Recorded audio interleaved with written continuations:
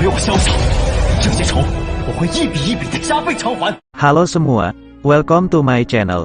Jadi di video kali ini, admin akan melanjutkan alur cerita sebelumnya, yang dimana Xiao Yan telah meratakan pasukan dari Sekte Mystic Cloud yang mencoba menghancurkan klan Mid-Air. Tentu saja melihat amukan Xiao Yan, para ketua sangat kaget dengan kekuatan amukan Xiao Yan sekarang. Cerita pun berpindah kepada istana Sekte Mystic Cloud. Terlihat Yun San sedang bertapa, dia pun merasakan kekuatan besar yang dia kenal. Yun San mengetahui Xiao Yan telah kembali ke Kaisaran Jiama. Cerita pun berpindah ke sebuah aula. Para ketua Sekte Mystic Cloud sedang melakukan rapat rokok magnum yang harganya semakin naik. Dalam rapat itu Yun San menanyakan kepada para ketua lain, apakah ada kabar tentang pasukan Yundu yang menyerang klan Mid-Air? Kemudian para ketua pun mengatakan kepada Yun San bahwa token giok yang merasakan keberadaan mereka. Sekarang token giok itu sudah mulai melemah. Aku khawatir mereka dalam penyerangan ini gagal. Yun San yang mendengar berita tersebut tentu saja dia tidak percaya dengan hal ini. Karena dia mengirim 2 Do Huang, dan 7 orang doang, dan juga setengah pasukan dari Mystic Cloud. Bagaimana mungkin penyerangan itu gagal? Bahkan kita hanya menyerang klan kecil. Di antara semua klan di Jiama ini tidak akan mungkin ada klan yang mampu menandingi kekuatan pasukan Sekte Mystic Cloud. Bagaimana bisa pasukan kita dikalahkan? Kemudian salah satu ketua mengatakan, Ketua Yun San, apa kamu mungkin 3 klan besar di Jiama telah menyatu dan telah memusnahkan pasukan kita? Yun San pun mengatakan, walaupun 3 klan besar itu telah bergabung dan menyerang pasukan kita, aku tidak yakin mereka mampu mengalahkan pasukan kita hanya dengan waktu singkat. Akhirnya Yun San berpikir, sekarang dia yakin bahwa Xiao Yan dari keluarga Xiao telah kembali ke Kaisaran Jiama ini. Para ketua yang berada di aula tersebut tentu saja mereka sangat terkejut mendengar nama Xiao Yan. Mereka tidak mengira bahwa Xiao Yan, yang ternyata selama ini dia masih hidup. Bahkan mereka merasakan ada kekuatan besar yang berada di klan Mid-Air. Kemudian para ketua pun menanyakan kepada Yun San, apakah dalam waktu 3 tahun ini Xiao Yan menghilang dari Jiama? Dia telah menembus level dojong di luar sana. Yun San mengatakan sepertinya Xiao Yan sekarang berada di tingkat puncak doang. Para ketua yang berada di aula itu, mereka tidak mengira dalam waktu 3 tahun Xiao Yan mampu berada di tingkat doang. Mungkin jika orang biasa akan kesulitan dan tidak mungkin secepat itu. Yun San pun mengingat 3 tahun lalu dia hampir menghabisi Xiao Yan. Namun 3 tahun lalu dia beruntung dia mampu melarikan diri dari Sekte Mystic Cloud. Namun sekarang aku tidak akan membiarkan kamu untuk melarikan diri lagi. Kemudian setelah mendengar percakapan itu, salah satu ketua mengatakan kepada Yun San, Ketua Yun San, apa yang harus kita lakukan sekarang? Apakah kita harus mengirim bala bantuan untuk menyerang klan Mid-Air dan membantu Yun Sa dan Yundu, dan kemudian kita akan menyerang bersama Xiao Yan dan menghabisinya? Namun Yun San berkata, untuk sekarang kita tetap tenang dan siapkan pasukan berjaga. Kita tidak usah menghampiri mereka karena aku yakin Xiao Yan yang akan datang ke sini. Setelah percakapan panjang akhirnya, Yun San menyuruh mereka untuk bersiap menyiapkan pasukan berjaga di Sekte Mystic Cloud. Setelah Yun San menyuruh mereka pergi, sekarang Yun San pun seorang diri di aula tersebut. Dan tiba-tiba muncul kembali sosok bayangan hitam lagi. Sosok hitam itu berkata, Yun San, bagaimanakah perasaan kamu ketika kamu merasakan kekuatan dari Xiao Yan yang telah kembali? Yun San dia sangat marah kepada Xiao Yan dan dia mengatakan, Yun San berkata, bahwa aku yang berada di tingkat dojong akan dengan mudah untuk menghabisinya. Bayangan hitam itu berkata, Yun San, bukankah kamu tahu dalam tubuh Xiao Yan, ada jiwa Yoyunji, yang selalu membantunya ketika dia sedang bertarung? Pasti jika kamu melawannya kamu tak akan mungkin menang. Sosok bayangan hitam itu mengatakan, serahkan dia kepadaku, jika dia muncul aku yang melawannya. Yun San pun berkata, baiklah. Dan sosok bayangan hitam itu menambahkan, Yun San, jika kamu bertarung dengan Xiao Yan kamu tidak boleh meremehkannya. Kamu harus tetap berhati-hati. Setelah percakapan itu bayangan hitam itu langsung menghilang kembali. Kemudian cerita pun kembali lagi kepada Xiao Yan yang sebelumnya telah meratakan antek-antek dari Yun San.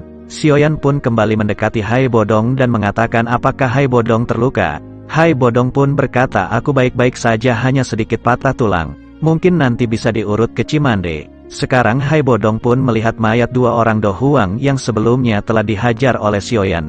Hai Bodong pun mengatakan, Xiao Yan, mungkin jika aku menjadi musuh kamu, sepertinya sekarang aku tidak akan sanggup untuk melawanmu. Kemudian cerita pun berpindah kepada Jalau dan para ketua yang lain yang melihat sosok orang yang memakai baju hitam dengan pedang besar. Sekarang para ketua tahu perang telah usai, dan Jalau merasakan 2 orang Do Huang dari Sekte Mystic Cloud. Sepertinya dia sudah tewas. para ketua pun mereka tidak habis pikir. Xiaoyan mampu mengalahkan 2 orang doang dengan waktu sangat singkat. Terlebih dia melihat bagaimana Xiaoyan dengan cepat menyerang 2 orang dohuang itu. Kecepatan Xiaoyan layaknya seorang dojong. Membuat hati Jalou pun ketakutan. Sepertinya setelah apa yang dilakukan Xiaoyan kepada para pasukan sekte Mystic Cloud, perang besar tidak akan terhindarkan lagi. Pasti ini akan berdampak kepada kekaisaran jika perang besar itu telah dimulai. Melihat kondisi ini tidak baik, Jalou dan para ketua mereka berniat untuk mengadakan rapat bansos. Tentu saja kekaisaran dan para klan di Jiama ini harus mengambil tindakan. Mereka harus mendukung Xiaoyan apa harus mendukung sekte Mystic Cloud.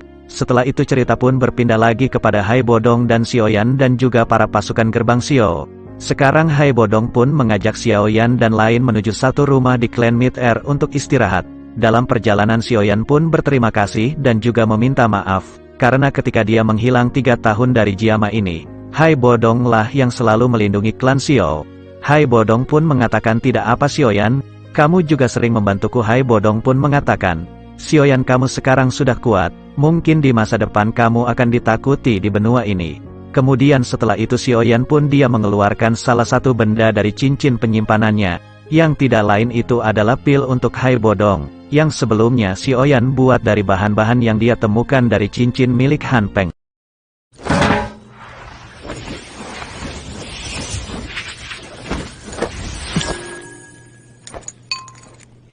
Xiaoyan pun mengatakan ini adalah pil yang telah dia janjikan waktu dulu. Mungkin aku baru hari ini bisa memurnikannya. Hai Bodong pun mengatakan tidak apa Xiaoyan, namun aku telah menunggu hari ini. Karena mungkin dengan memakan pil tersebut, kekuatan puncak yang berada di dalam tubuhku akan bangkit kembali. Hai Bodong pun berterima kasih karena Xiaoyan telah membuatkan pil tersebut. Tidak lama setelah itu mereka pun telah sampai di tempat yang dituju. Akhirnya Hai Bodong, Xiaoyan, Xian dan para pasukan gerbang Xiao mereka akan beristirahat terlebih dahulu di klan Mid-Air, sebelum mereka menyerang sekte Mystic Cloud. Akhirnya para pasukan gerbang Xiao mereka beristirahat sambil menghisap rokok Magnum dan meminum kopi cup.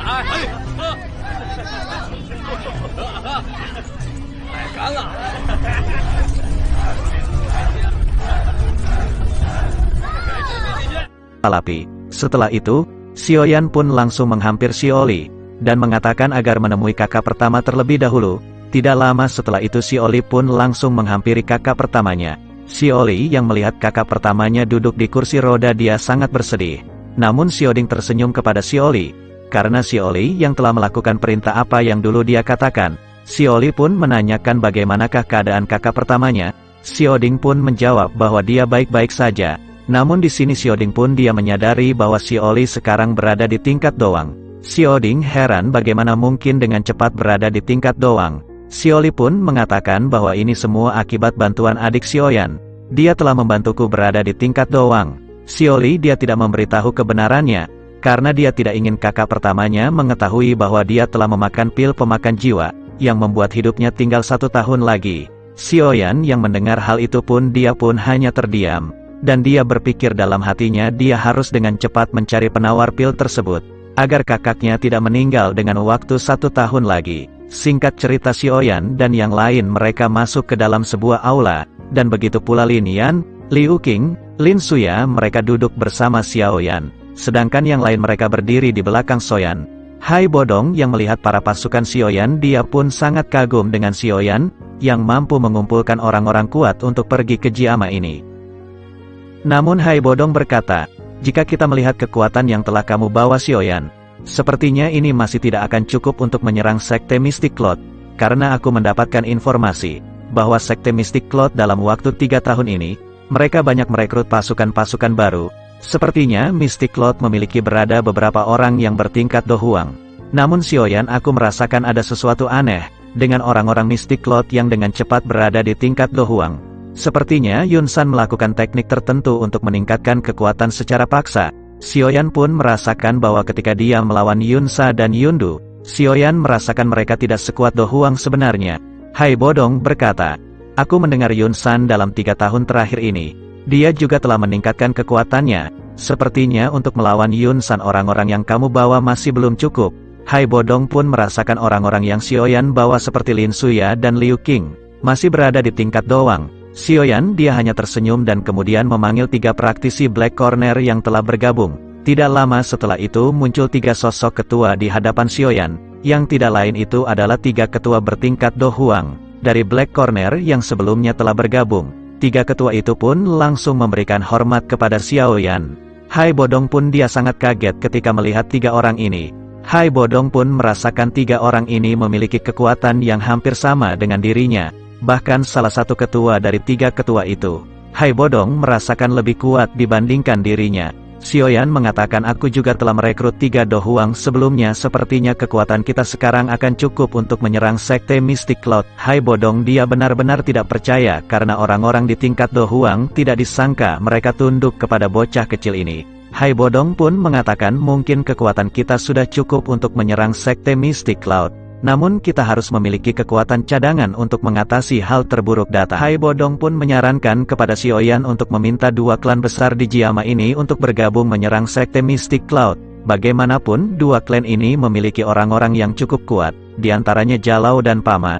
Aku tahu mereka pun sangat benci kepada Sekte Mystic Cloud, namun mereka tidak berdaya di hadapan kekuatan Yunsan. Namun Xiaoyan pun masih mengingat apa yang dilakukan 2 klan besar itu. Dan juga kekaisaran ketika dia melawan Yunsan. Mereka hanya melihat dia dihajar oleh Yunsan tanpa melakukan apapun. Xiaoyan pun mengatakan bahwa dia tidak akan bergabung dengan orang-orang dari kekaisaran, yang mungkin bisa menimbulkan pengkhianatan. Namun Hai Bodong pun menjelaskan kepada Xiaoyan, Xiaoyan kamu tidak boleh menyalahkan mereka. Mungkin waktu itu mereka hanya berdiam diri karena mereka tidak mampu berhadapan dengan Sekte Mystic Cloud.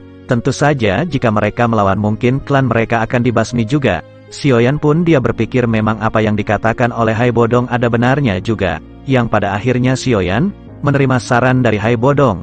Hai Bodong pun mengatakan, aku akan menghubungi mereka untuk menyerang Sekte Mystic Cloud bergabung dengan kita. Hai Bodong pun mengatakan lagi, Xiaoyan namun ada satu permasalahan lagi. Xiaoyan pun bertanya apa itu.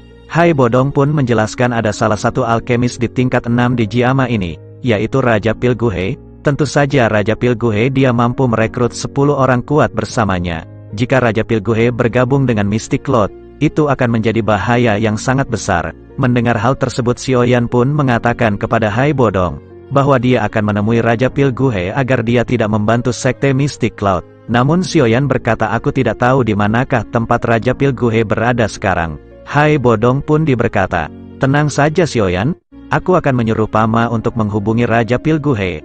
Hai Bodong menambahkan Xiaoyan kita harus mempersiapkan semuanya sebelum perang besar dimulai. Dan tidak lama setelah perbincangan itu, aura kuat muncul dari arah luar, yang tidak lain itu adalah Jian dan janda bohai Medusa, yang membawa Pilgiok bersamanya. Hai Bodong dia sangat kaget melihat Ratu Medusa muncul di hadapannya. Bagaimanapun Ratu Medusa dia adalah orang yang menyegelnya dahulu, dan sekarang dia harus bertemu lagi dengan wanita bohai ini. Hai Bodong pun tidak mengira ternyata Medusa masih berada di sisi Xiaoyan. Kemanapun dia pergi, tentu membuat hati Hai Bodong pun ketar-ketir. Hai Bodong pun menyadari kekuatan Medusa sekarang telah meningkat sangat pesat. Bahkan dia merasakan kekuatan Medusa ini lebih kuat dibandingkan Yunsan. Xiaoyan yang melihat Jian muncul, Xiaoyan pun langsung menghampiri Jian. Kemudian Xiaoyan pun mengambil pil yang didapatkan oleh Jian. Xiaoyan mengatakan dari manakah dia mendapatkan bahan obat ini. Jian pun mengatakan bahwa dia mendapatkan bahan-bahan obat ini dia dapatkan dari sekitar tempat ini. Xiaoyan pun dia mengatakan agar Jian tidak melakukan hal ini lagi. Jika masih memaksa aku akan mengirimmu lagi ke akademi. Jian pun dia hanya menunduk karena melihat Xiaoyan yang marah. Medusa yang melihat Jian luluh hadapan Xiaoyan dia pun sangat kebingungan mengapa Jian dia luluh kepada Xiaoyan. Karena bahan obat ini diambil di klan Mid-Air. Xiaoyan kembali memberikan kepada Hai Bodong. Namun di saat bersama Medusa menatap tajam Hai Bodong, membuat Hai Bodong ketakutan. Hai Bodong pun berkata Jian, adek boleh mengambil bahan-bahan obat itu jika adek menyukainya. Setelah mendengar perkataan itu, Medusa pun dia tidak menatap tajam Hai Bodong lagi. Membuat Hai Bodong lega, Hai Bodong pun dia berkata kecil kepada Xiaoyan, Xiaoyan jika kita menggunakan kekuatan Ratu Medusa mungkin kita bisa dengan mudah mengalahkan Yunsan. Namun Xiaoyan menjawab, aku tidak bisa mengendalikan Medusa ikut dalam perang ini. Dia mengatakan kepadaku dia yang akan memutuskan nanti akan ikut atau tidak. Aku tidak bisa bergantung kepada Medusa. Aku akan mengeluarkan kekuatanku sepenuhnya untuk melawan Yunsan. Setelah membicarakan rencana penyerangan ke Sekte Mystic Cloud, Xiaoyan menghampiri kakaknya Xiaoding. Dia mengatakan bahwa dia akan menemui klan Xiao yang berada di klan Mid-Air ini. Dan kemudian Hai Bodong pun mengatakan aku juga akan menyiapkan kamar untuk pasukan gerbang Xiao. Akhirnya mereka berpisah. Singkat cerita Xiaoyan pun dia menuju gerbang Xiao yang berada di klan Mid-Air ini. Namun ketika Xiaoyan tiba mereka tidak mengenali Xiaoyan. Membuat awalnya mereka ketakutan. Namun pada akhirnya Xiaoding berkata dia adalah Xiaoyan. Membuat semua orang dari klan Xiao sangat senang karena tuan muda akhirnya telah kembali. Ketua ketiga dari klan Xiao dia juga senang ternyata Xiaoyan masih hidup. Ketua ketiga berkata aku akan segera menyiapkan pasukan untuk ikut bertempur menyerang Sekte Mystic Cloud membantu. Xiaoyan berkata aku yang akan menghancurkan Sekte Mystic Cloud. Xiaoyan berkata ketua ketiga dan yang lain lebih baik istirahat. Xiaoyan meminta Xiaoli untuk memindahkan klan Xiao ke tempat yang lebih layak. Karena sekarang kita tidak perlu untuk bersembunyi lagi. Xiaoli berkata baiklah. Setelah itu Xiaoyan dia berpamitan. Dan berkata aku akan kembali setelah menghancurkan Sekte Mystic Cloud. Cerita berpindah kepada Hai Bodong yang telah menghubungi semua praktisi yang ada di Jiama. Untuk ikut melakukan push rank ini. Mereka sepakat, akan melakukan pertemuan untuk membahas penyerangan ke Sekte Mystic Cloud ini. Tidak lama setelah itu Xiaoyan muncul. Dan Hai Bodong menceritakan semuanya bahwa kita akan melakukan rapat bansos lagi di tempat kekaisaran. Cerita berpindah kepada Yapei yang kebingungan melihat wanita bohai yang bersama Xiaoyan. Xiaoyan mengatakan bahwa dia adalah janda Medusa. Yapei mengatakan dengan cemburu. Dia sangat cantik pantas saja selalu ingin bersama Xiaoyan. Xiaoyan yang masih polos, dia merasa aneh dengan Yapei. Xiaoyan kemudian melirik Medusa. Xiaoyan melihat Medusa terlihat aneh juga. Medusa berkata jika tidak ada hal lain lebih baik pergi. Xiaoyan yang masih polos tidak tahu apa yang terjadi dengan dua wanita ini. Namun di sisi lain Hai Bodong yang sudah pengalaman dengan cinta. Karena Hai Bodong telah lulus Fakultas Ilmu Cinta, tentu dia tahu apa yang terjadi kepada Yapei dan Medusa, yang saling cemburu. Di saat kondisi tegang itu, Hai Bodong berkata kepada Yapei bahwa tempat lelang akan segera dibuka. Dengan hal itu sepertinya Yapei harus segera pergi. Dan kami akan pergi ke pertemuan. Yapei sedikit kesal berpisah dengan Xiaoyan. Namun dia juga tidak bisa menolak perintah Hai Bodong. Namun sebelum pergi, Yapei mendekat kepada Xiaoyan dan setelah itu tangan mulus Yapei langsung merapikan baju Xiaoyan. Xiaoyan pun sangat bingung dengan apa yang dilakukan Yapei. Di saat bersamaan jantung Xiaoyan pun berdetak kencang. Yapei mengatakan kepada Xiaoyan agar di masa depan jangan lupa apa yang telah dijanjikan. Xiaoyan pun berkata aku pasti sekuat mungkin akan menepati janjiku. Bahkan jika kamu ingin menjadi ratu. Yapei pun sambil menatap Medusa dia mengatakan, aku tidak ingin menjadi ratu. Setelah itu Yapei dia pergi dengan mengelus Xiaoyan, yang tentu membuat Medusa sangat cemburu. Ketika Yapei pergi goyangan tubuhnya dilihat oleh Xiaoyan, yang membuat terpana. Xiaoyan tersenyum sendiri dan senyuman itu dilihat oleh Medusa. Medusa berkata terus aja lihat, dengan rasa marah cemburu di wajahnya. 你并未将此事放在心中，既然这样，那留你还有何用？